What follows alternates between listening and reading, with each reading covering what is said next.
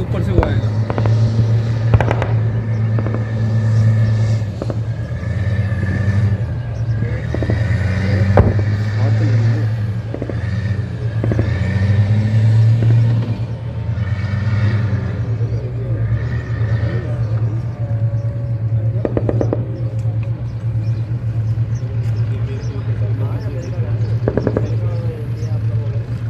नमस्कार, आप देख रहे हैं गंगाजल न्यूज और मैं हूं ताराचंद नागर। भारतीय और अमेरिकी सेनाओं के बीच महाजन फील्ड फायरिंग रेंज में 15 दिन से संयुक्त सैन्य युद्धाभ्यास चल रहा था, जिसका समापन आज समारोह पूर्वक हुआ। युद्धाभ्यास बेहद रोमांचक और देखने योग्य था। बीकानेर से पत्रकार केशव सारस्वत ने शुरू से लेकर आज समापन तक की रिपोर्ट व फोटो वीडियो दर्शकों के लिए भिजवाए हैं। पेश है उनकी रिपोर्ट। भारतीय और अमेरिकी सेना के बीच संयुक्त सैन्य युद्धाभ्यास 20 का समापन समारोह आज महाजन फील्ड फायरिंग रेंज में हुआ। महत्वपूर्ण द्विपक्षीय संयुक्त युद्धाभ्यास में भारतीय सेना के सप्त शक्ति कमान की 11 जैक राइफल्स बटालियन ने भारतीय सेना का प्रतिनिधित्व किया, जबकि अमेरिकी सेना के दस्ते का प्रतिनिधित्व 2 battalion, 3 infantry regiment, 1-2 striker brigade combat team, जो कि 7वें इन्फेंट्री डिवीजन का हिस्सा है, के द्वारा किया गया। द्विपक्षीय युद्धाभ्यास संयुक्त राष्ट्र के जनादेश के तहत रेगिस्तानी इलाके की पृष्ठभूमि में काउंटर टेररिज्म ऑपरेशन पर केंद्रित था। युद्धाभ्यास का मुख्य उद्देश्य दोनों देशों की सैन्य टुकड़ियों में बेहतर सामंजस्य एवं आपसी सद्भाव की स्थापना के साथ साथ उग्रवाद विरोधी अभियानों एवं सामरिक कार्रवाइयों को सफलतापूर्वक अंजाम देना था। युद्धाभ्यास ने दोनों सैन्य टुकड़ियों को एक दूसरे के बैटल ड्रिल एवं ऑपरेशनल प्रोसीजर को समझने का बेहतरीन अवसर प्रदान किया है। युद्धाभ्यास 2 चरणों में हुआ। युद्धाभ्यास का पहला चरण, जिसमें तकनीकी कौशल एवं युद्ध जैसे हालात में कार्रवाई शामिल थी, दोनों सैन्य टुकड़ियों ने सफलतापूर्वक इसे पूरा किया। प्रथम चरण में हासिल किए गए अनुभव एवं सामरिक क्रियाकलाप को दोनों सैन्य दस्तों ने द्वितीय चरण में जमीनी हालात में जांचा और परखा। दोनों सैन्य टुकड़ियों ने 54 घंटे की वैलिडेशन अभ्यास की कार्रवाई को सामूहिक रूप से सफलतापूर्वक अंजाम दिया। इस अभ्यास में विभिन्न काउंटर आतंकवादी अभियानों की योजना और निष्पादन शामिल थी। युद्धाभ्यास का मुख्य आकर्षण सैनिकों द्वारा प्रदर्शित की जाने वाली बोनहोमी और कैमराडरी थी, जिससे सभी स्तरों पर एकीकरण और उपलब्धि सुनिश्चित हुई। इस वैलिडेशन अभ्यास को अमेरिकी सेना के major general Daniel McDaniel, deputy commander general United States Army Pacific और major general Xavier Brunson, general officer commanding 7 infantry division और भारतीय सेना के मेजर जनरल माइकल फर्नांडीज एवं major general Gurpreet Singh, general officer commanding Ranbankura division के द्वारा देखा और परखा गया।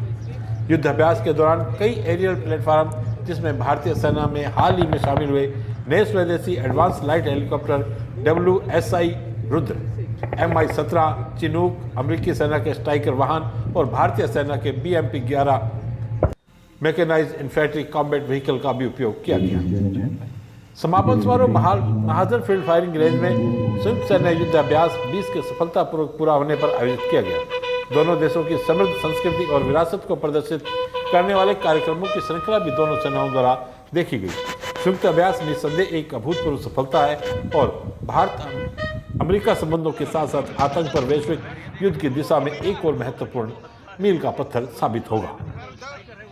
दर्शकों के दिमाग में पहला सवाल यह उठ सकता है कि आखिर इस युद्धाभ्यास से दोनों देशों ने क्या सीखा।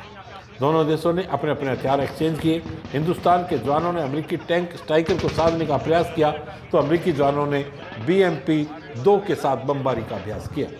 भारत और अमेरिका के पास अपनी अपनी तकनीक है। अमेरिका के पास भारत से ज़्यादा एडवांस हथियार है, तो हमारे पास पुराने होने के बावजूद कारगर व मजबूत हथियार है।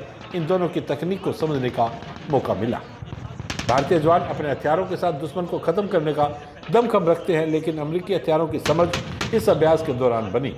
भारतीय जवानों को अमेरिका के M5.56 60 mm motor, 7.62 machine gun, दुनिया का सबसे छोटा ब्लैक हॉर्नेट ड्रोन और रावेन के बारे में समझने का मौका मिला।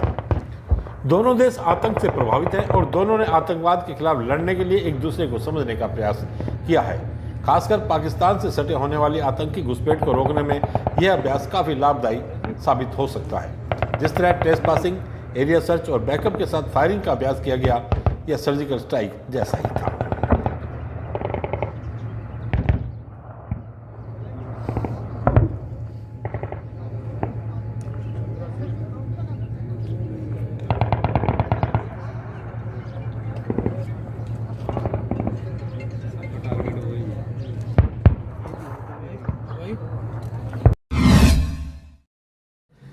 फलौदी शहर में 23 फरवरी को जलापूर्ति नहीं होगी। पीएचईडी एक्शन संजय माथुर ने बताया कि इस दिन शहर में फिल्टर प्लांट तथा विभिन्न पंप हाउस पर आवश्यक रखरखाव के कार्य किए जाएंगे। 24 से नियमित जलापूर्ति होगी। उन्होंने आमजन से आग्रह किया कि ग्रीष्म ऋतु में 70 दिन की प्रस्तावित नहरबंदी के कारण जल का भंडारण किया जाएगा। आमजन को भी चाहिए कि जल का अपव्यय नहीं करे और संचय करे। राजस्थान ग्राम विकास अधिकारी संघ उप शाखा फलौदी द्वारा कल पंचायत समिति परिसर में आभार रैली का आयोजन किया गया। इस अवसर पर जिला प्रतिनिधि दिनेश तंवर, मंत्री बहादुर सिंह, प्रीतपाल कपूर, भूराराम, हिम्मतराज चौहान, थिरपाल पालीवाल, विजयपाल बाना, अनिल जांगीर, लेखराज सैनी व राजेश निठारवाल आदि उपस्थित थे। उप शाखा अध्यक्ष प्रेम रतन दवे ने बताया कि सरकार ने हाल ही में पदोन्नति व नई भर्ती की मांग को पूरा करने के लिए निर्णय किए हैं, लेकिन अभी भी अन्य मांगों पर कार्रवाई होना बाकी है। इसलिए सत्याग्रह आंदोलन के तहत आभार किया गया। 27 फरवरी को सत्याग्रह का आयोजन होगा। फलौदी 10 नाम गोस्वामी समाज सेवा संस्थान द्वारा गोस्वामी समाज के पूर्व अध्यक्ष स्वर्गीय त्रिलोकपुरी की प्रथम पुण्यतिथि पर रक्तदान शिविर लगाया गया। शिविर में समाज के सभी वर्गों ने बढ़ चढ़ के भाग लिया और 41 यूनिट रक्तदान हुआ। अंबेडकर शिक्षक सदन में आज पद्मश्री अवार्ड के लिए नामांकित राणेर निवासी सारंगी वादक लाखे खां का अभिनंदन किया गया तथा व्याख्याता शिवपाल बोधी का स्थानांतरण होने पर विदाई दी गई।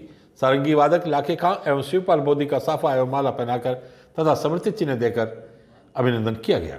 मुख्य अतिथि KR मेघवाल ने कहा कि साहित्य पढ़ने से समाज में व्याप्त विसंगतियों के खिलाफ लड़ने की क्षमता विकसित होती है। मेघवाल ने कहा कि लाखे खां का पद्मश्री अवार्ड के लिए नामांकित होना पूरे प्रदेश एवं लोक कलाकारों के लिए गौरव की बात है। कार्यक्रम अध्यक्ष ADM हाकिम खान ने भी विचार रखे। साहित्यकार शिव बोधी, राष्ट्रपति पुरस्कार विजेता माणिकलाल जीनगर, समाज सेवी महिला एवं प्रसूति रोग विशेषज्ञ डॉक्टर निरंजन मेहरा, राजकीय अधिवक्ता अब्दुल मजीद खिलजी, अशोक कुमार मेघवाल आदि ने भी विचार व्यक्त किए। सरपंच किरण मेघवाल, मोडाराम मेघवाल, रेवंत लाल लीलावत, पप्पू राम नगारचीन, चंदन कुमार सहित अनेक गणमान्य नागरिक उपस्थित थे। भारतीय जनता युवा मोर्चा के प्रदेशाध्यक्ष हिमांशु शर्मा ने जोधपुर उत्तर देहात जिला के प्रभारी पद पर कपिल सिसोदिया को नियुक्त किया है। सिसोदिया जिलाध्यक्ष मनोहर पालीवाल ने प्रदेश नेतृत्व का धन्यवाद ज्ञापित किया है। जिला महामंत्री जयप्रकाश बोहरा व सुनील व्यास, जितेंद्र व्यास, श्याम काकाणी आदि ने कार्यकर्ताओं ने खुशी व्यक्त की। सैन युवा समिति के तत्वावधान में 27 फरवरी की शाम 6 बजे सैन युवा समिति का 7वां स्थापना दिवस कार्यक्रम धौलाबारा स्थित सैन समाज के बगीचे में मनाया जाएगा।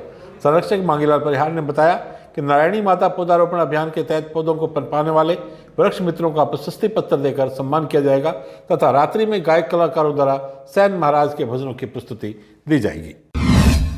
विश्व कल्याण को लेकर ईश्वर बाग भैरव मंदिर परिसर स्थित भीमा शंकर महादेव मंदिर में प्रधान आचार्य सुरेश बोहरा, आचार्य पंडित रोशनलाल व सह आचार्य छोटू महाराज की सानिध्य में एवं यजमान राखी रमेश कुमार व नरेंद्र थानवी द्वारा रुद्राभिषेक किया गया। मंदिर प्रवक्ता अशोक थानवी ने बताया कि धार्मिक आयोजन करीब 1 साल के बाद विधि विधान के साथ हुआ। रुद्री पाठ के साथ 5 ब्राह्मणों द्वारा भगवान शिव का जाप किया गया। पुजारी मुकेश बोहरा ने सजावट की। शाम को महाआरती के बाद प्रसाद का वितरण किया गया।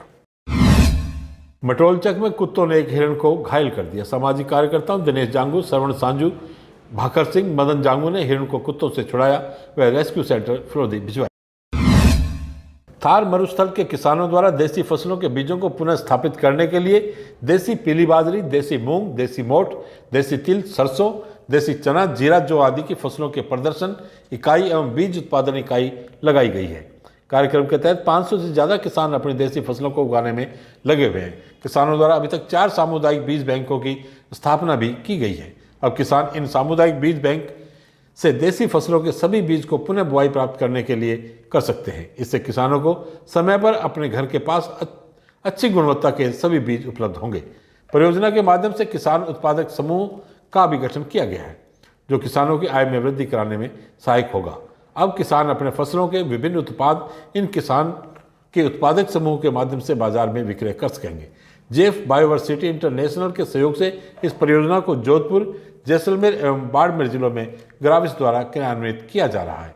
अभी इस परियोजना के परिणामों के असर को जानने और समझने के लिए पूर्व director general doctor HS Gupta, doctor JS Rana, country director Bioversity international, Rajendra Kumar वरिष्ठ परियोजना समन्वय ग्राविस, डॉक्टर विजय सिंह मीणा, डॉक्टर बनवारी लाल शाह वरिष्ठ वैज्ञानिक कृषि विश्वविद्यालय, डॉक्टर मनोज कुमार ने गोविंदपुरा एवं बेगड़िया गांव में फार्म विजिट की एवं तथा किसानों से भी बात की।